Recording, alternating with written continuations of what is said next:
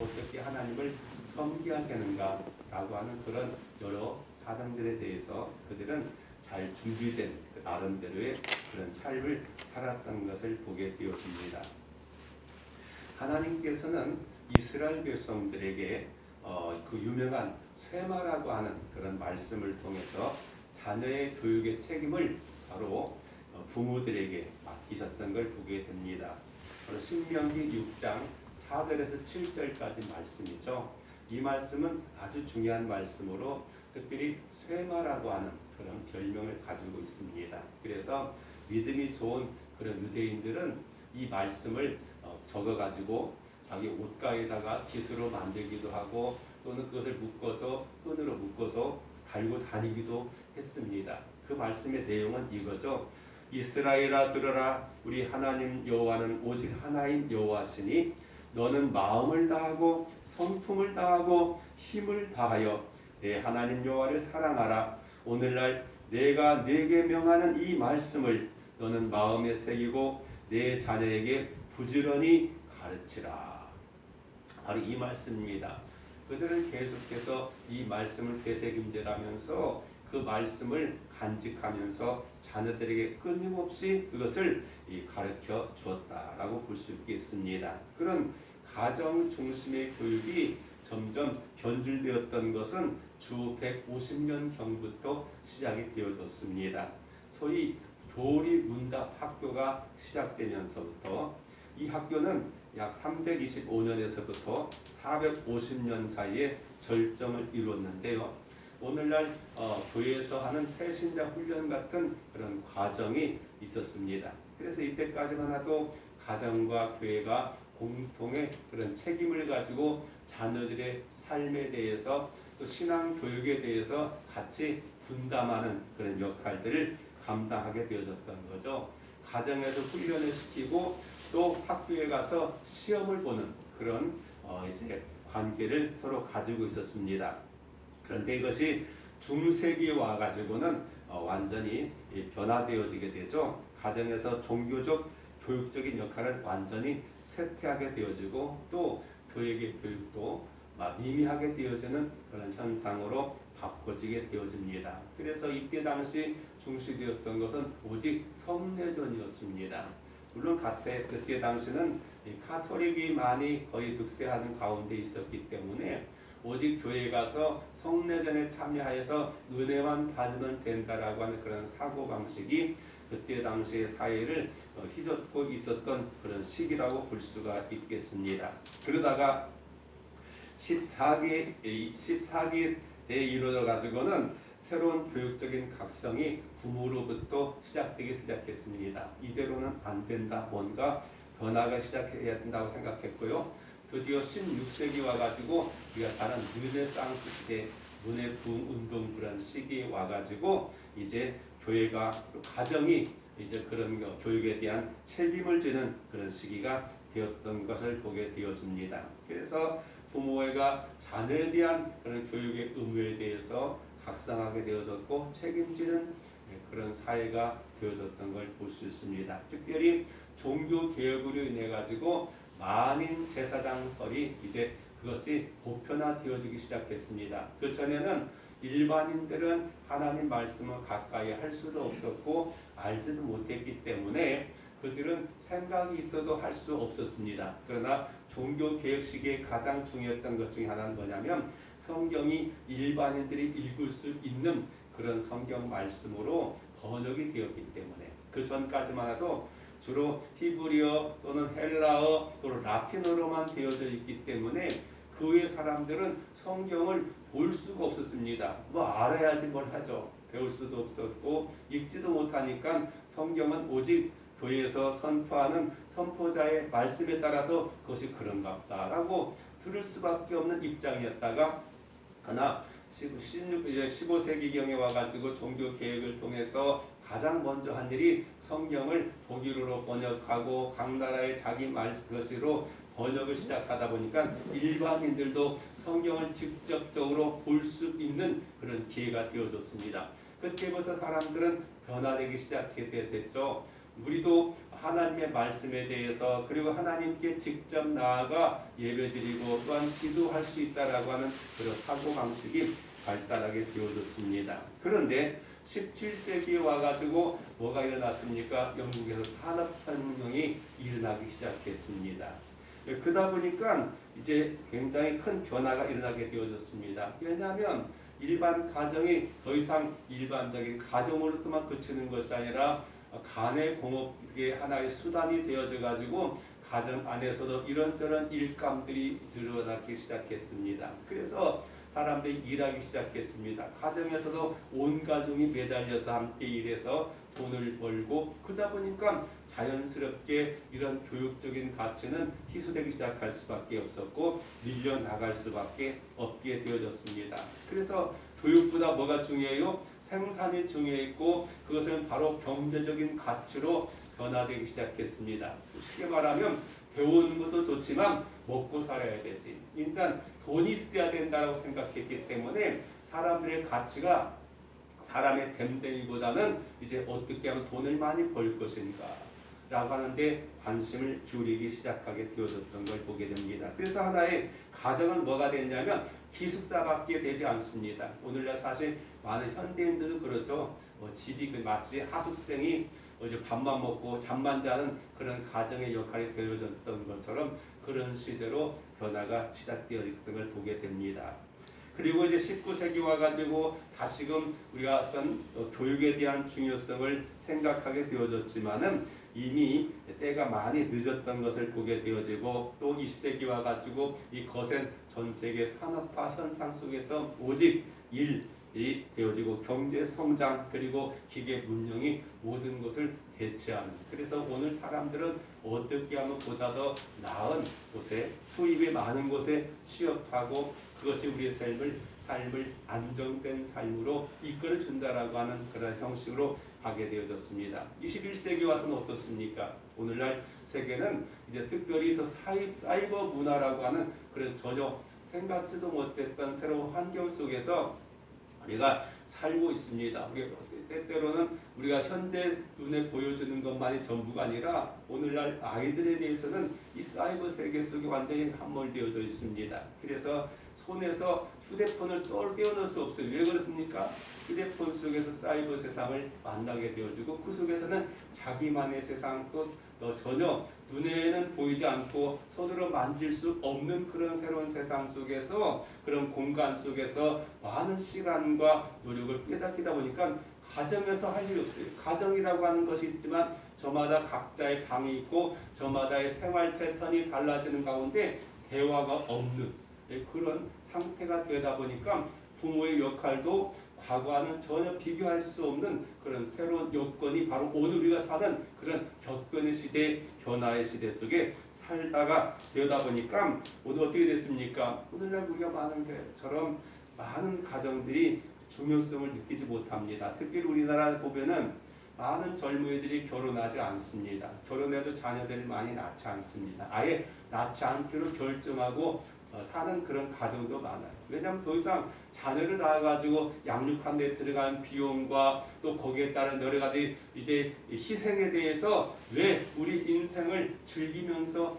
만족하게 살아야 되지? 거기에 이렇게 우리가 애를 쓰며 살아갈 이유가 없다라고 하는 사고방식이 많이 지배하는 그런 세상 속에 살다 보니까 이런 세상 속에서 기존의 오랜 관행과 또 전통적인 가치관 속에 살고 있던 이런 어른들의 세대 속에서는 어떻게 모두 초점을 맞출 수도 없고 어떻게 적응하기도 어려운 그런 시대 속에 우리가 살고 있다 보니까 정말 그렇습니다. 결혼도 그냥 결혼에 하는 게 중요한 게 아니라 제대로 결혼 생활이 이어질까가 굉장히 어렵죠. 오늘날 서구 사회에 보면은 거의 뭐 2명 가운데 1명은 이혼하게 되어지고 또 한 번만 한 게 아니라 또 이 사람과 살아봤다 또 저 사람과 살아봤다 그렇기도 하고 아예 요즘 보면 더 해가지고 결혼도 안 씁니다. 그냥 동거 생활하다가 맞으면 그냥 서 살고 아니면 그냥 미련 없이 헤어지는 그런 시대까지 오다 보니까 더 이상 자녀나 가정에 대한 중요성 그 교육에 대한 것들이 이제 상실되는 세상 속에 우리가 살고 있는 것을 보게 됩니다. 뭐 어떻게 이거 하나의 물결과도 같아가지고 어느 한 사람, 어느 누가, 어느 기관들이 나서서 어느 정부가 나서가지고 이렇게 해야 된다라고 말할 수 없는 그런 지경에 이르렀던 것을 보게 되어진다고 하는 사실이죠. 그러나 어떻게 합니까? 오늘 우리는 성경에 보면 가장 중요한 최소의 가치가 바로 단위가 가정입니다. 하나님께는 가정을 세우셨고 가정을 통해서 축복이 시작이 되었던 것을 보게 되어집니다. 그래서 이 흐름 속에 우리 성도들은, 우리 교회는 우리 가정에 대해서 어떤 인식을 가져야 되는가? 오늘 성경에 보면은 이 수많은 그 믿음의 유인들 가운데서 특별히 모세의 부모에 대한 믿음이 언급되어져 있습니다. 사실 우리는 성경을 통해서 또는 설교를 통해서 모세의 부모에 대한 이야기는 그렇게 별로 중요시 여기지도 않고, 또 분량도 오늘 본문에 짧게 그냥 한 구절로 끝나지 그렇게 많은 분량은 나오지 않습니다. 근데 수많은 부모들이 얼마나 많이 있습니까? 그럼에도 특별히 오늘 히브리서 기자가 본 관점에서 모세의 부모에 대해서, 그의 믿음에 대해서 우리 언급하고 있기에 우리 그의 부모를 통해서 그의 믿음이 과연 무엇이었는가? 오늘 우리 이 시대가 어디로 갈지 모르는 그런 우리가 환경 속에서 우리 성경적인 관점에서 가정에 대한 어떤 인식을 가져야 되고, 또 부모의 책임이 또 자녀에 대한 그런 교육적인 그런 관계가 어디까지 미쳐야 되는가에 대해서 우리가 다시 한번 생각해 볼 필요가 있다라고 볼 수가 있겠습니다. 오늘 성경은 이렇게 말합니다. 믿음으로 모세가 나왔을 때 그 부모가 아름다운 아임을 보고 석 달 동안 숨겨 왕의 명령을 무서워하지 아니하였으며. 그래요. 모세의 부모의 이름은 여러분도 아는 것처럼 아므람과 요게벳이라고 하는 그런 부부였습니다. 그야말로 오랫동안 이 애굽에서 그냥 평범하기 짝이 없는 그런 가정의 그런 하나의 그런 부부였다고 볼 수 있습니다. 모세가 태어나기 전에 이미 거기에는 미리암과 그리고 아론이라고 하는 그런 자녀를 두었을 그런 시기였습니다. 그렇게 말할 때 모세는 세 번째 낳는 그런 아들이었습니다. 그런데 그때 시대는 완전히 정말로 오늘 우리가 이 팬데믹이라고 하는 그런 사태를 맞이했던 것처럼 정말 더 철저한 어려움 속에 있는 그런 상황이 바로 모세가 탄생하던 그런 시기에 이제 발생하게 되어졌습니다.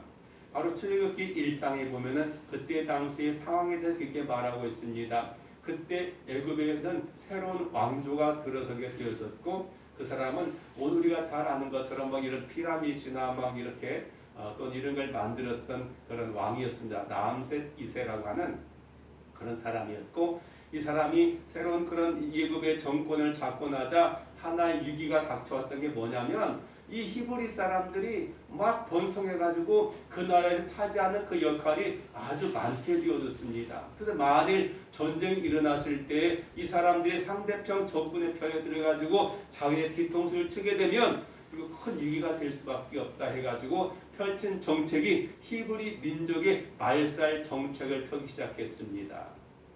그래서 히브리 백성들을 갖다가 이 그들이 살고 있던 람셋이라고 하는 그런 지역, 여기 우리가 잘 아는 대로 고센 땅이라고 하는 그런 지역은 약간 광야와 같은 곳입니다. 다행히 히브리 사람들은 유목민이기 때문에 풀만 있으면 얼마든지 살아갈 수 있는 그런 족속이었기에 그거는 다른 사람들이 오지 않는 그런 지역이었습니다. 그래서 이스라엘에서는 거기서 마음껏 이 목축을 하면서 이제 번성하기 시작했습니다. 근데 수가 너무 많다 보니까 위협을 느껴가지고 안 되겠다 싶어가지고 그 지역에다가 이제 성을 쌓기 시작하고, 또 성곽을 이제 성을 짓기 시작했습니다. 그리고 거기에 필요한 노동력을 히브리 사람들을 취해가지고 노예처럼 부려먹었던 거죠. 과거에 우리나라도 어렸을 때 보면은 이 구역이라고 하는 게 있었습니다. 전쟁이 나고 그러면은 사람들, 장정들이나 군대에 가지 못했던 사람들을 끌어다가 그 전쟁터에서 여러 가지 일하는 데 사용하게 되어집니다. 또는 어떤 건설 현장 속에서 사용하게 되는 것처럼 히브리 사람들은 그래서 그냥 어쩔 수 없이 그런 일을 시켰어요. 사람이 고되게 되고 고생하게 되면, 힘들면 더 이상 뭐 부부관계도 하지 않을 것이고 자식들은 태어나지 않을 거라고 생각해가지고 그렇게 빡세게 그들 돌렸어요. 그런데 그 작전이 실패하고 말았습니다. 계속해서 번성하는 겁니다. 아, 이렇게 해서는 안 되겠다 싶어가지고 왕은 명령을 내린다. 2차 명령으로 해가지고 어떤 명령을 내리냐? 산파들에게 종용합니다. 비밀 명령을 내립니다. 야, 너희들 애기 낳을 때 애기 받다가 사내 아이가 되면은 거기서 죽여버리고 여자 아이 낳으면 살려두라. 그런데 이 히브리 산파들은 이제 하나님을 경외하고 무서운 사람이었습니다. 왕의 명령을 지키는 것도 중요하지만 하나님이 살아계시다고 하는 그런 믿음을 가졌기 때문에 그들은 그대로 할 수가 없었고 나중에 변명합니다. 야, 너희들 도대체 내 말을 안 듣는 거야 라고 할 때 히브리 여인들은 너무 강성하고 또 그냥 건강해가지고 연락 와가지고 가면 이미 애기 낳아버려가지고 손쓸 틈이 없었습니다. 그래가지고 안 되자 세 번째 마지막 명령을 내리겠죠. 이제는 모든 히브리 사람들에게 명령을 내렸습니다. 마치 오늘날 이 팬데믹 사태를 맞춰가지고 이제 교회에서 뭐 영업 못하게 하고 또 여러 가지 제약을 많이 가하는 것처럼 사람 5명 이상 모이지 못하게 만들고 또 거리두기 하고 마스크 사용하고 아니면 다 법대로 처벌하는 것처럼 이제는 너희들 스스로가 아들 낳으면 모두가 나일강에 던져 죽여라. 그리고 여자아이는 살려드려요. 노동력의 가치가 있기 때문에 남자들이 있으면은 나중에 그들에게 전쟁에 쓸 수도 있기 때문에 그랬던 거죠. 그런 상태 속에서 그만 이 가정에 아기를 베게 되어졌어요. 출산이 가까워졌습니다. 점점 배가 불러가면서 출산이 가까웠을 때 그들의 부부는 어떤 대화를 나눴을까요? 큰 걱정일 수밖에 없었을 겁니다. 잠 못 이루는 밤이 많았을 것입니다. 아무리 대화해도 답이 안 나오잖아요. 왕이 아들 낳으면 죽이라고 했는데 이 아이를 낳았을 때 그가 아들이면 어떻게 하면 좋을까? 얼마나 많은 대화가 있었겠습니까? 얼마나 많은 생각이 있었겠습니까? 그러나 그들은 나름대로 결정을 세웠을 것입니다. 왕의 명령이 중요하지만 그러나 우리는 하나님을 믿기 때문에 하나님께서 우리에게 자식을 주었을 때 나름대로 어떤 계획이 있을 것이고 그를 통한 어떤 목적이 있을 거라고 하는 그런 생각과 또 한편으로는 성경에 나오지 않지만 어떤 그 나름대로 계시가 있지 않았을까라는 생각도 가져볼 수 있게 되는 거죠. 그래서 그들은 결정했습니다. 아들을 낳되 아들 낳았어다 죽이지는 말자. 어쨌든 우리가 그 아이를 길러야 된다라고 하는 그런 생각 속에서 했다라고 볼 수 있게 되는 거죠. 오늘 성경에 보면은 좀 이상해요. 왜냐하면 모세가 낳았을 때 그 부모가 아름다운 아이임을 보고 여러분이 다 아시지만은 아이가 태어났을 때 아름답기는 뭔 아름다워요. 그냥 핏덩이잖아요. 뭐 그냥 어떤 아이는 뭐 쭈글쭈글하기도 하고 막 제대로 뭐 형태가 뭐 그렇게 뭐 아이 있을 때는 그렇지 뭐 그게 아름답다고 표현하기는 어렵습니다. 그래서 이 말씀은 그냥 워낙 미남으로 잘생긴 아이가 태어났기 때문에 이 아이는 어쨌든 살려야 돼 이렇게 했던 것이 아니라는 거죠. 왜냐하면 거기와 관련된 구절을 보면 사도행전에 보면은요 스데반의 설교 가운데 7장 1절에 보면 그렇게 나오죠. 그때 모세가 낳는데 하나님이 보시기에 아름다운지라 이렇게 말해요. 여기 중요한 게 뭐냐면 하나님이 보시기에 아름답다 그런 거죠. 그러니까 오늘 우리가 말하는 이런 미적인 가치 속에서 미남이다, 잘생겼다 이런 의미가 아니라 하나님이 그를 통해서 뭔가 아름다운 일을 계획하는 그런 사람으로 태어났기 때문에 라고 하는 그런 우리가 목적을 가질 필요가 있다라고 볼 수 있습니다. 하나님 보시기에 합당한 아이였다. 이런 어려운 위기의 시기 속에서 이 아이를 통해서 하나님께 뭔가 이룰 수 있을 거라고 하는 그런 기대가 그들의 마음속에 있었다고 볼 수가 있겠습니다. 그들이 참으로 이런 중요한 결정하는 데 있어서 가장 중요한 이유는 뭐겠습니까? 바로 성경에 보면 창세기 15장에 보면은요 아브라함에게 주었던 약속의 말씀이 거기에 있습니다. 오늘 성경에도 보면 그렇게 말씀하고 있죠. 왕의 명령을 무서워하지 않았다. 왕의 명령을 무서워하지 않을 수 있었던 근거가 뭐였는가? 바로 그것이 하나님의 말씀이었다는 사실이죠. 오늘 우리가 그것을 알 필요가 있습니다. 계속 세상은 바꿔지게 되고 우리나라도 역시 현재에 와가지고 민주주의 자유국가지만은 그럼에도 불구하고 계속 바꿔질 거예요. 뭐 보수가 정권을 잡았다가 진보가 잡았다가 또 중도가 잡을 수도 있겠죠. 어떻든 많은 변화가 될 것입니다. 누가 대통령이 되느냐에 따라서 누가 정권을 가지느냐에 따라서 많은 법이나 많은 것들이 바꿔질 수 있습니다. 그러나 우리 성도들에게 있어서 교회가 변하지 않아야 할 것은 바로 하나님의 말씀의 우선권을 우리가 먼저 가질 필요가 있다라고 볼 수가 있겠습니다. 그 창세기 15장 12절 이하에 보면은 이를 말합니다. 너는 장수하다가 평안히 조상에로 돌아가 장사될 것이요 내 자손 4대만이 이 땅으로 돌아오리니 라고 말씀하고 있습니다. 그래서 그들은 분명히 꿈을 가지고 있었어요. 비록 우리가 이런 곳에 와가지고 왕조가 바꿔지게 되어서 요셉의 은혜를 잃어버리고 자기들 노예와 같이 학대하고 죽이려고 하지만 하나님께 분명히 우리 민족을 이끌어내실 것이고 우리는 돌아갈 고향과 우리가 나아갈 방향이 있다라고 하는 그런 확신이 그의 마음속에 있었기 때문에 그러기 위해서 뭐가 필요해요? 자식이 있어야 됩니다. 그렇잖아요. 자녀가 없으면 아무 비전이 없게 되기 때문에 그 아이를 기르어야 되겠다라고 하는 그런 생각을 갖게 되고 있는 것을 보게 되어진다고 하는 사실이죠. 근데 사실 이게 쉬운 일입니까? 오늘날 같이 아파트 같이 서로 다 이제 밀폐된 공간 속에서 기른다고 한다면 뭐 괜찮을 것 같아요. 그러나 그때 당시에는 지금처럼 그런 공간이 아니잖아요. 오늘 우리가 어렸을 때 우리 삶과 다르겠지만은 이웃에서 보면은 옆에서 뭔가 다 알아요. 그 집에 무슨 일 있는가, 밥 먹는가, 화장실 가는가, 빨래하는가, 놀고 있는가 뭐 다 들리잖아요. 다. 근데 어린아이가 얼마나 많이 옵니까? 그 아이의 울음소리가 들렸을 때 사람이 가장 먼저 관심 갖는 게 뭘까요? 왕의 명령에 따라 아들일까 딸일까? 그렇지 않습니까? 그래서 아이가 울음소리가 바깥을 문 밖에 들려가지고 알려지게 될 때 만약 그 아이를 갖다 죽이지 않고 살았다고 한다면 그 피해는 그 가정에만 미치는 것이 아니라 어쩌면 히브리 모든 민족에게 미칠 수도 있습니다. 오늘날 어떤 교회에서 어떤 이 코로나19로 해가지고 발생하게 되면 어떻게 해요? 언론에서 떠들자면 교회에서라고 말합니다. 어느 지역, 어느 교회라고 말하면 전체 교회를 갖다 휘잡아가지고 교회가 말을 안 들어가지고 정부의 지시를 따르지 아니하고 방역 대책을 따르지 아니하고 이렇게 어려움을 끼치게 만들고 있고 그 해악이 거기 있다라고 자꾸 돌려요 화제를.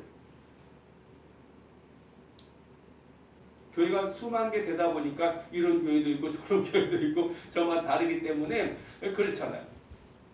그런데 그들 전체를 다 보고 있는 거예요. 교회가 항상 먼저 나오잖아요. 또는 학원이 뭐 그래요. 사실 보면은 오늘날 우리가 돌아다니 보면은 식당이나 뭐 이런 데 보면은 뭐 얼마나 사람들이 많이 모여 있고 얼마나 방역 수칙을 안 지키면서 하는 게 많아요. 근데 그런 거에 대해서 말하지 않아요. 교회가 그리고 문제가 돼요. 그런 것처럼 만일 이 가정에 이런 일이 생기게 되면 그 산에 본보기가 돼가지고 얼마나 많은 가정에 피해가 갈 수가 있겠어요. 그러나 그럼에도 불구하고 그들은 말하고 있습니다. 바로 하나님께서 우리를 뭔가 이루실 것이다. 오늘 시편 27편 1절에 보면 이렇게 말합니다. 여호와 나의 빛이요 나의 구원이시니 내가 누구를 두려워하리요. 여호와 내 생명의 능력이시니 내가 누구를 무서워하리요. 그렇게 고백하는 것처럼 오늘 우리는 이런 담대한 마음을 가질 필요가 있다. 이렇게 볼 수 있습니다. 그렇습니다. 이게 중요하죠. 바로 바로의 권위보다 바로의 명령보다 더 높으신 하나님이 계시다고 하는 사실, 그의 명령을 따르는 것이 성도의 마땅한 본분이고 우리가 행할 거라고 하는 것을 믿기 때문에 그래 한번 해보자.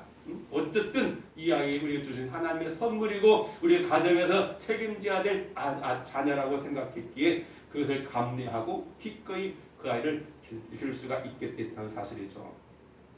우리가 사도행전에 보면은 우리 베드로와 요한이 본래는 뭐 무식하기도 하고 겁이 많은 사람들이었어요. 그러나 그들이 예수님 부활하시고 난 다음에 성령의 충만하고 있고 난 다음에 그들은 사내들에 의해서 잡혀갔어요. 그래서 신문 받습니다. 그 자리에서 그들에게 유혹합니다. 다시는 예수에 대해서 말하지도 마.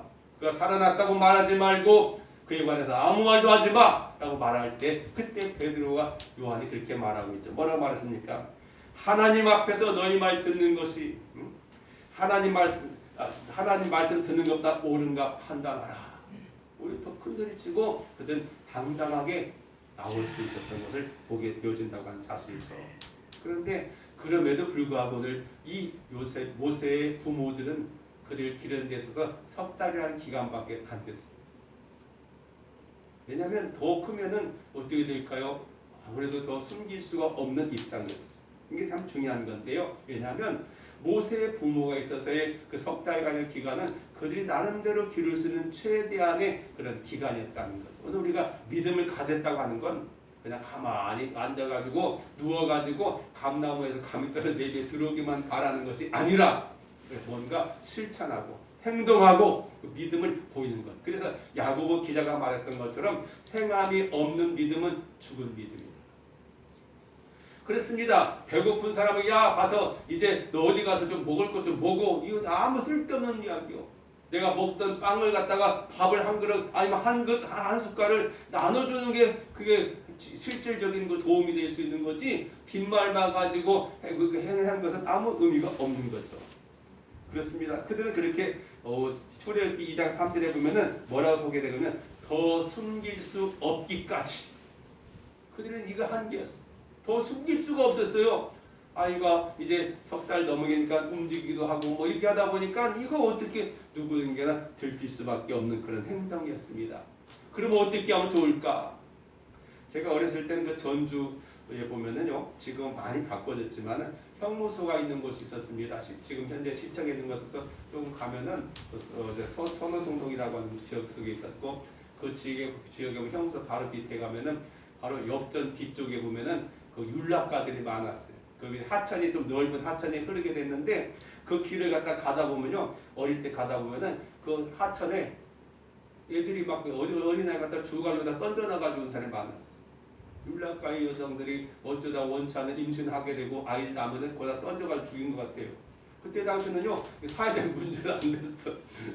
하도 세상이 뭐 어수선하고 그래가지고 그런데 모르긴 해도 이때 당시에 애굽의 상태가 그러지 않았을까요? 얼마나 많은 가정의 대부분이 요게벳이나 아므람처럼이 아니라 왕의 명령을 무서워해가지고 그냥 어쩔 수 없이 자식을 죽이는 경우.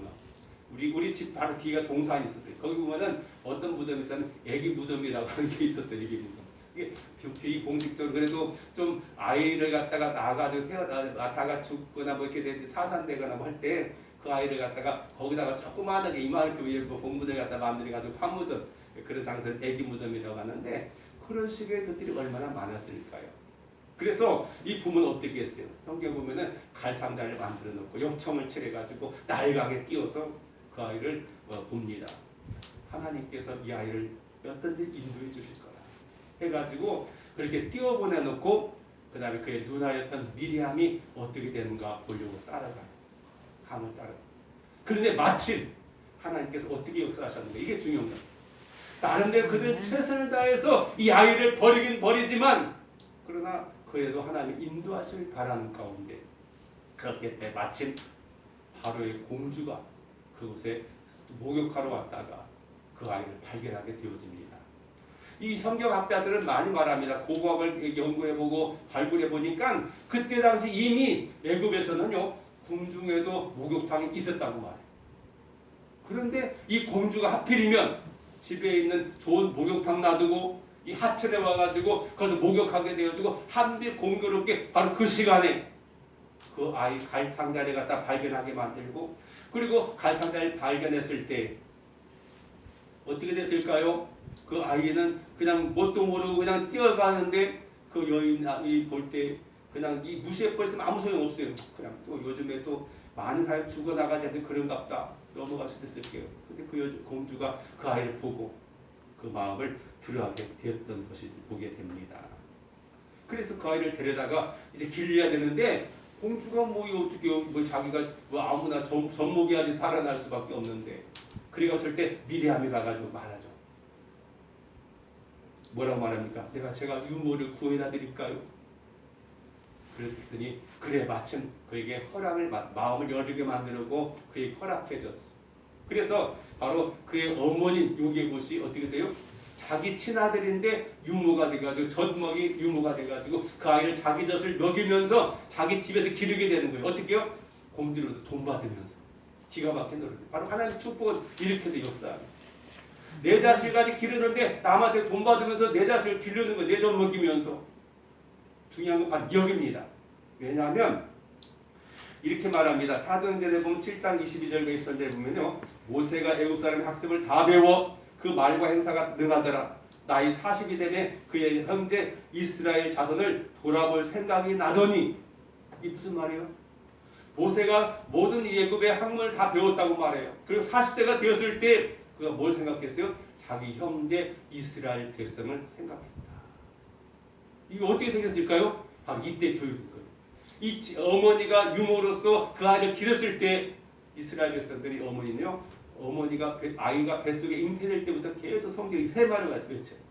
여호와는 한 분이시고 그분은 우리의 구주가 되신다고 하는 것을 계속해서 세뇌들이 이 어렸을 때 이 들었던 말씀, 그 말씀을 통해서 나도 히브리인이구나, 나도 저들과 같은 동족이구나, 그들을 내가 돌아볼 수 있어야 되지, 구원자가 되겠지 하고 생각을 갖게 되었던 이유가 어디 있어요? 바로 어머니의 교육에 있었다고 우리가 볼 수 있는 거죠. 그렇지 않으면 애굽에서 그 교육시켰겠어요? 전혀 아니잖아요. 바로 어릴 때 아이의 교육이 필요한 것은, 가정의 교육이 필요한 바로 여기에 있다고 우리가 보여주는 거죠. 바로 히브리서 기자는 그걸 보고 바로 요게벳과 이 아므람의 그 부모의 자녀의 교육이야말로 구원자 모세를 이렇게 이 땅에서 양육하게 되는 중요한 믿음으로 보았다는 사실인 것입니다.